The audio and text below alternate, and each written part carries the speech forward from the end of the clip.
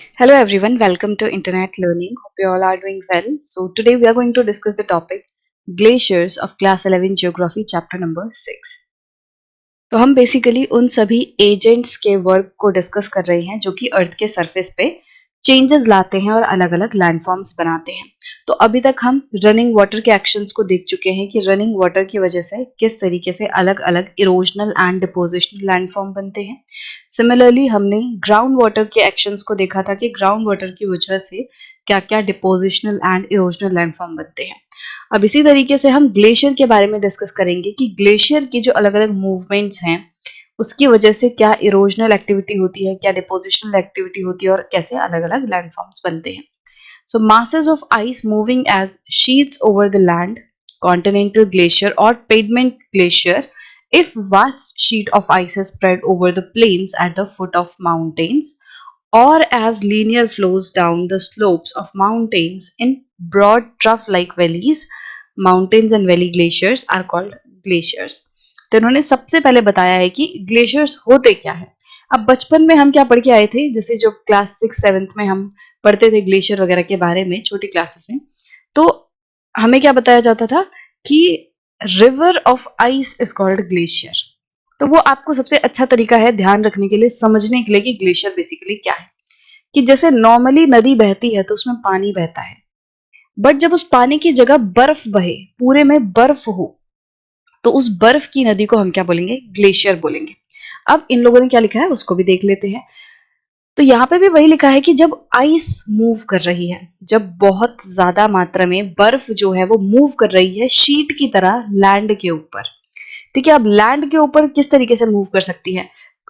जब वो जो फुटहिल होते हैं, जैसे ये पहाड़ है, तो पहाड़ के नीचे वाले जो पूरे एरियाज है, जब यहाँ पे बड़ी बड़ी शीट्स की तरह, मतलब बहुत बड़े एरिया में शीट की तरह, शीट मतलब एक बड़े से एरिया पे लेयर की तरह वो फैली हुई है और पूरी बर्फ आगे को बढ़ रही है, तो इसको हम क्या कह सकते हैं? कॉन्टिनेंटल ग्लेशियर या फिर पेडमोंट ग्लेशियर।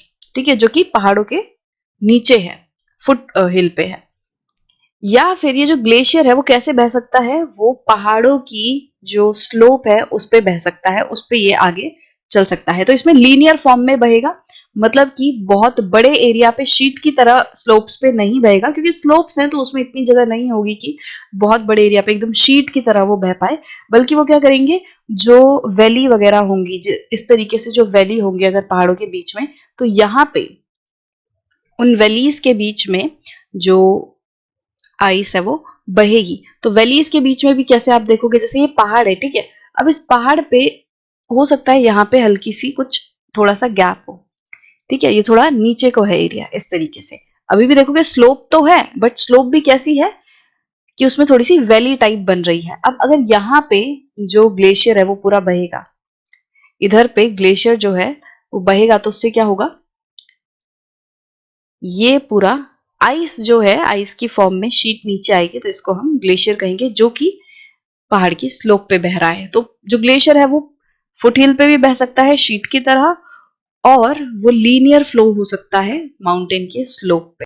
और जब माउंटेन के स्लोप पे बहेगा तो वो वैली ग्लेशियर कहलाएगा, क्योंकि वो इस तरीके से वैलीज में बहेगा, जैसे मैंने अभी आपको बना के दिखाया कि भले ही स्लोप है, बट स्लोप पे भी तो हल्की सी वैली हो सकती है ना ऊपर की तरफ, तो उसमें जब ये आइस बहेगी तो उसे ग्लेशियर बोलेंगे।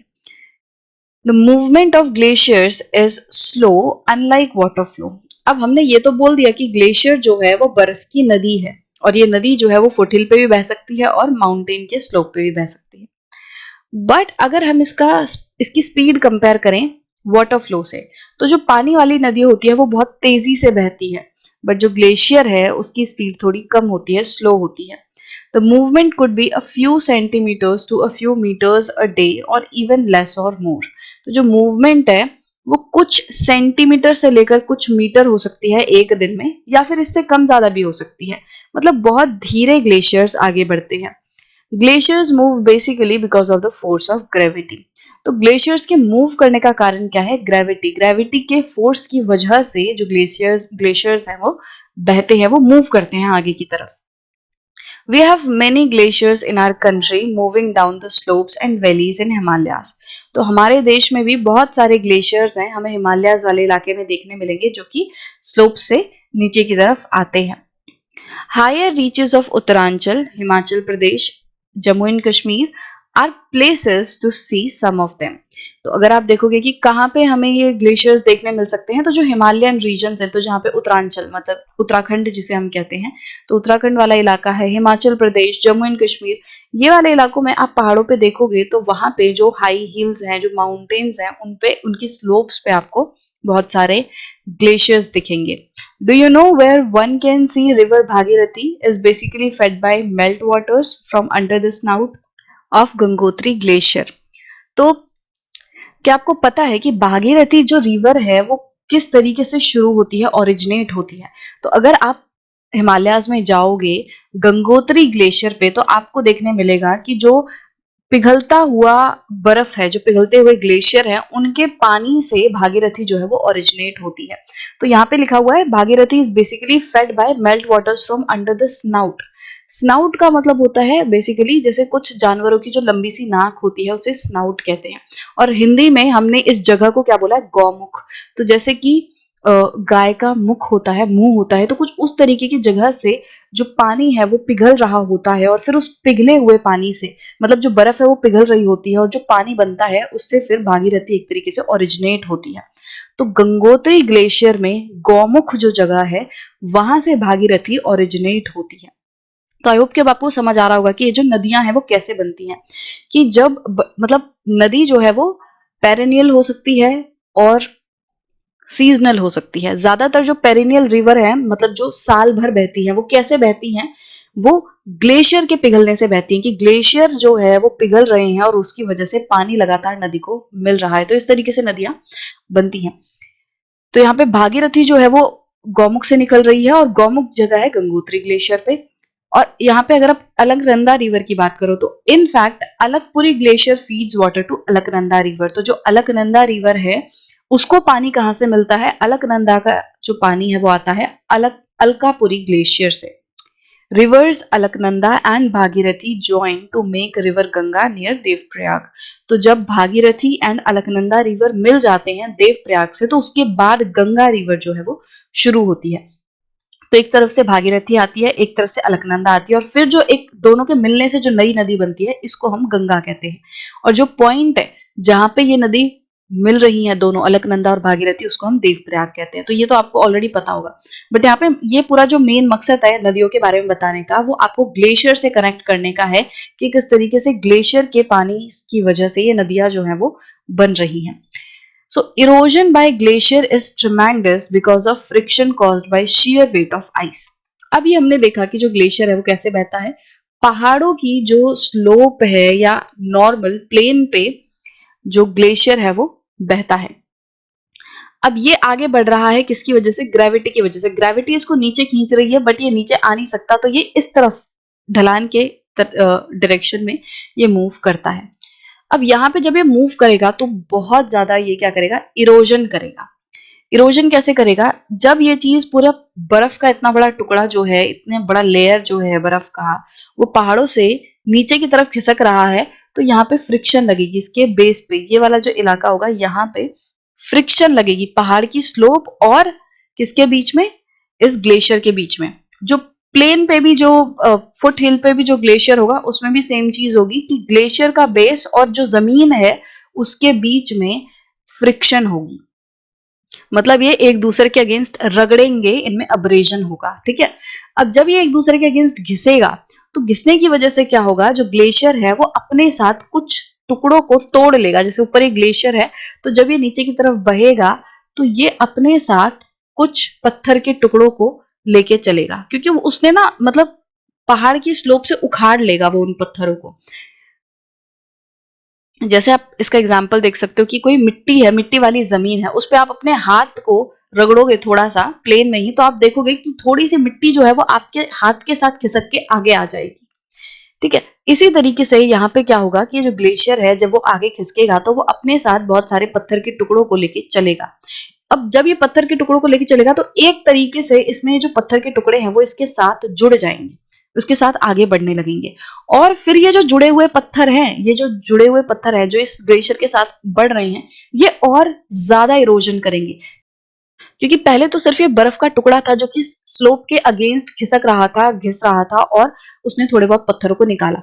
बट अब ये जो पत्थर हैं, ये क्या करेंगे, ये और ज्यादा इरोजन करेंगे, क्योंकि जब पत्थर पत्थर से टकराएगा तो जब ये स्लोप के साथ इंटरेक्ट करेंगे तो ये और ज्यादा पत्थरों को उखाड़ उखाड़ के अपने साथ आगे ले जाएंगे। ठीक है, अब ये जो पत्थर हैं ये भी और ज्यादा इरोजन करेंगे। सो आइस का जो वेट है उसकी वजह से इस तरीके से बहुत ज्यादा जो पत्थर हैं वो निकलते हैं, फ्रिक्शन होता है, और जिसकी वजह से आपको इरोजन देखने मिलेगा।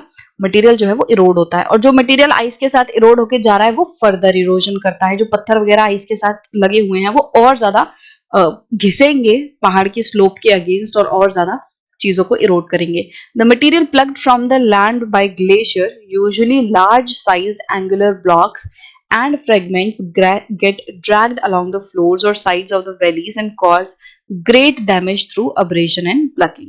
तो जो मैंने अभी आपको बताया कि आइस के वेट की वजह से कुछ मटेरियल निकलेगा, वो मटेरियल नॉर्मली क्या होगा, large sized angular blocks. Large sized angular blocks मतलब कि ये जो पत्थर निकलेंगे आइस की वजह से ये बड़े बड़े होंगे और एंगुलर होंगे, मतलब इनके इस तरीके से एंगल्स होंगे, ये सॉफ्ट राउंडेड नहीं होंगे, दे विल हैव एंगल्स। इनमें इस तरीके से एंगल होगा, और एंगल का मतलब क्या है, जब ये नुकीले होंगे इस तरीके से, तो जब ये फर्दर यहाँ पे आइस के साथ इस तरीके से एंगल्स हैं, अब ये जब नुकीले से पत्थर, बड़े बड़े पत्थर आइस के साथ आगे जाएंगे तो ये और ज्यादा नए पत्थरों को निकालेंगे। तो अब ये नए पत्थर जो इन पहले बड़े पत्थरों की वजह से निकले, एंगुलर ब्लॉक्स की वजह से निकले, वो मैंने रेड कलर से बनाए। तो यहाँ प्लकिंग हो रही है। प्लकिंग मतलब किसी चीज को तोड़ देना, ठीक है, और अब्रेजन मतलब जो घर्षण होता है, जो घिसाव होता है। तो इस तरीके से पूरा प्रोसेस होगा। Glaciers can cause significant damage to even unweathered rocks and can reduce high mountains into low hills and plains. अब देखो, ये चीज अगर आपने वेदरिंग एंड इरोजन वाला टॉपिक भी मतलब मेरी वीडियोस ही देखी है तो आपने उसमें भी नोटिस किया होगा कि हमने डिस्कस किया था कि इरोजन जो है वो कभी कभी अनवेदर्ड रॉक पे भी हो सकता है। मतलब अगर वेदरिंग नहीं हुई है उसके बाद भी कुछ कुछ जगहों पे इरोजन देखने मिल सकता है, और उसमें हमने एग्जाम्पल डिस्कस किया था ग्लेशियर का ही। तो यहाँ पे क्या होगा कि जैसे ये जो स्लोप है जिसके ऊपर ये ग्लेशियर बह रहा है, पहले इसमें कुछ भी वेदरिंग नहीं हो रखी थी। वेदरिंग मतलब इसमें कोई भी डिसइंटीग्रेशन नहीं हो रखा था, कोई भी रॉक्स जो है टूटी हुई नहीं थी। बट जब ये ग्लेशियर इसके ऊपर चल रहा है तो वो मटेरियल को इरोड कर रहा है, मतलब मटेरियल को तोड़ रहा है और फिर आगे ट्रांसपोर्ट कर रहा है। तो यहाँ पे क्या हो रहा है कि अनवेदर्ड रॉक पे भी इरोजन हो रहा है। पहले से रॉक टूटी हुई नहीं थी बट उसके बावजूद भी यहाँ पे क्या हो रहा है, पत्थर निकल रहे हैं और फिर ग्लेशियर के साथ आगे मूव कर रहे हैं। और जब लगातार इस तरीके से मटेरियल निकलता जाएगा, बार बार जो इरोजन है वो होता जाएगा, तो उसकी वजह से जो हाई माउंटेन्स हैं उनकी स्लोप जो है वो नीचे हो जाएगी। जब लगातार इस पे ये इरोजन होता रहेगा तो धीरे धीरे क्या होगा कि ये जो स्लोप है वो कैसी हो जाएगी, वो यहाँ तक नीचे आ जाएगी। तो हाई माउंटेन्स की स्लोप जो है वो भी नीचे हो जाएंगे। और कैसे दिखेगा अब ये, अब जहां पे पहाड़ जो था इस तरीके से, पहले अब मैं डॉटेड बना रही हूँ, पहले ओरिजिनली इस तरीके से ये पूरा पहाड़ था, बट इसके ऊपर ग्लेशियर क्योंकि लगातार बह रहा था तो उसकी वजह से इसकी स्लोप देखो कितनी नीचे आ गई, पहले यहाँ थी और अब यहाँ आ गई। तो स्लोप जो है वो नीचे हो जाएगी, और हाई माउंटेन्स जो एकदम बहुत बड़े बड़े माउंटेन्स होते हैं वो भी लो हिल्स में तब्दील हो जाएंगे, छोटे से हिल्स में तब्दील हो जाएंगे। और ज्यादा इरोजन हुआ तो इवन प्लेन्स भी वो बन सकते हैं। पहाड़ पूरे तरीके से लगभग खत्म हो जाएंगे और इस तरीके से प्लेन एरिया जो है वो बन जाएगा। As glaciers continue to move, debris get removed, divides get lowered, and eventually the slope is reduced to such an extent that glaciers will stop moving, leaving only a mass of low hills and vast outwash plains along with other depositional features। तो जब ये glaciers इस तरीके से continuously move करेंगे तो अपने साथ वो डेब्री को रिमूव कर रहे हैं, डेब्री को आगे लेके चल रहे हैं। डेब्री मतलब जो मलबा है, जो अर्थ का मटेरियल है, जो पत्थर वगैरह उसने तोड़े हैं, तो वो उनको आगे लेके चल रहा है। इसकी वजह से क्या होगा, जो डिवाइड्स हैं वो लोअर हो जाएंगे। डिवाइड्स लोअर होने का मतलब कि पहाड़ों में जो आपने देखा होगा, पहाड़ में इस तरीके से पहाड़ था और इस तरीके से मैंने आपको क्या दिखाया, यहाँ पे थोड़ी वैली टाइप है। अब यहाँ पे वैली टाइप है और यहाँ पे भी मान लो हल्की सी वैली टाइप है, तो ये बीच का एरिया उठा हुआ है। ठीक है, ये थोड़ा सा इमेजिन करना है आपको, ये बीच का एरिया थोड़ा सा उठा हुआ है, पहाड़ के ऊपर है, स्लोप के ऊपर है। अब जब लगातार यहाँ पे क्या होगा, जब लगातार ये ग्लेशियर नीचे की तरफ आएगा और इरोजन करेगा, तो ये साइड साइड वाले एरिया को भी इरोड करेगा और धीरे धीरे करके ये जो उठा हुआ एरिया था, जो बीच का इस तरीके से डिवाइड था, ये भी कम होने लगेगा और कैसा हो जाएगा, ये पूरा इस तरीके से एरिया मिल जाएगा। ठीक है, बीच में जो उठा हुआ इलाका था, जो डिवाइड था इन दोनों के बीच में, दो एरियाज के बीच में, अब वो भी हट गया और ये पूरा मिल जाएगा, एक बन जाएगा। तो डिवाइड्स लोअर हो जाएंगे क्योंकि इरोजन हो रहा है, तो इरोजन की वजह से डिवाइड्स लोअर हो जाएंगे। और एक पॉइंट ऐसा आएगा कि जब इतनी ज्यादा लोअर स्लोप हो जाएगी, जो स्लोप है वो इतनी ज्यादा लो हो जाएगी कि अब ग्लेशियर्स और ज्यादा आगे मूव नहीं करेंगे, और जब ग्लेशियर्स आगे मूव नहीं करेंगे तो वो अपने पीछे क्या छोड़ जाएंगे, mass of low hills and outwash plains. इसको वापस से यहाँ देखो कि जैसे यहाँ पे क्या हुआ कि जो पहाड़ है उसकी स्लोप देखो कितनी कम हो गई, अब और ज्यादा इरोजन हो रहा है, और ज्यादा इरोजन हो रहा है, तो अब ये पहाड़ ऐसा हो गया है और यहाँ पे ग्लेशियर है। अब इसकी ये जो ग्लेशियर है वो इतना ज्यादा नहीं है कि वो आगे बढ़ सके। और एक और चीज कि जैसे जैसे ये ऊपर से नीचे आता जाएगा, तो जैसे यहाँ पे देखोगे तो ये इधर पे, क्योंकि वो तो मूव कर रहा है ना, आगे बढ़ रहा है, तो इधर पे ये आ जाएगा। तो सबसे पहले ओरिजिनली जो एकदम टॉप से ग्लेशियर शुरू हुआ था, बट वो आगे खिसक के अब देखो यहाँ पर आ गया। अब और आगे खिसकेगा तो क्या होगा, और आगे चला जाएगा। ठीक है, यहाँ पे आ जाएगा। तो कहने का मतलब क्या है कि कभी इस वाले एरिया पे ग्लेशियर हुआ करता था, इस वाले एरिया से होकर ग्लेशियर गुजरा है। जब इस वाले एरिया से ग्लेशियर होकर गुजरा है तो ये पीछे क्या छूट गया, पहली बात तो ये लो हिल छूट गया, ये जो बचा ये बहुत ही लो हिल है, बहुत ही लो हिल है। दूसरा, यहाँ पे जो भी टूट फूट इसने मचाई होगी, जो भी टूट फूट इसने की होगी, जो भी गड्ढे वगैरह इसने किए होंगे वो बचेगा। और जब ये वाला ग्लेशियर भी पूरे तरीके से पिघल जाएगा, अब ये आगे नहीं बढ़ रहा, बट गर्मी की वजह से, जो टेम्परेचर वगैरह उसकी वजह से पिघलेगा, तो और जब पिघलेगा तो जो मटेरियल अपने साथ लेके चला था, जो इसने यहां से इरोड करके लाया था ये, तो उसको यहाँ जमा कर देगा। और जब जमा कर देगा तो यहाँ पे जो प्लेन एरिया बचेगा, मतलब अब यहाँ पे क्या हुआ, जो सेडिमेंट्स ग्लेशियर लाया था उससे यहाँ पे डिपोजिट कर दिए, ग्लेशियर का पानी पिघल के आगे जा चुका है, वो नदी के पानी में मिल चुका है, नदी का पानी बन चुका है। और अब यहाँ पे जो प्लेन बचेगा इसको हम बोलेंगे आउटवॉश प्लेन। तो ग्लेशियर के डिपोजिट की वजह से यहाँ पे जो इस तरीके से पूरा प्लेन एरिया बचेगा उसको हम आउटवॉश प्लेन बोलेंगे। तो यहाँ पे भी ग्लेशियर की एक्टिविटी से भी आपको देखो ये इरोजनल एक्टिविटी भी दिख रही है कि यहाँ पे तोड़ तोड़ के इसको आगे ले गया, इरोड किया, मटीरियल को तोड़ के आगे ले गया, मूवमेंट हुई। और जो इरोडेड मटीरियल है वो कहीं आगे जाके डिपोजिट भी हो रहा है। तो आपको ग्लेशियर में भी इरोजनल लैंडफॉर्म देखने मिलेंगे एंड डिपोजिशनल लैंडफॉर्म भी देखने मिलेंगे। तो इस तरीके से ग्लेशियर की अलग अलग एक्टिविटीज की वजह से आपको अलग अलग लैंडफॉर्म्स देखने मिलेंगे, जिनको हम बाकी टॉपिक्स की तरह अलग से डिस्कस करेंगे। तो अभी के लिए आई होप कि आपको ग्लेशियर समझ आ गया होगा। ग्लेशियर क्या है, जब बहुत बड़ी मात्रा में आइस जो है वो बहती है, आगे की तरफ मूव करती है, वो स्लोप पे भी मूव कर सकती है, प्लेन एरिया पे भी मूव कर सकती है। अगर स्लोप पे मूव करेगी तो उसको माउंटेन या वैली ग्लेशियर बोलेंगे, अगर वो प्लेन एरिया पे मूव करेगी तो उसको कॉन्टिनेंटल या फिर पिडमॉन्ट ग्लेशियर बोलेंगे। बाकी फिर हमने मूवमेंट वगैरह डिस्कस की कि किस तरीके से जो ग्लेशियर है वो मूव करेगा और उसकी वजह से इरोजन एंड डिपोजिशन होगा। तो आई होप कि आपको ये सारी चीजें क्लियर होंगी।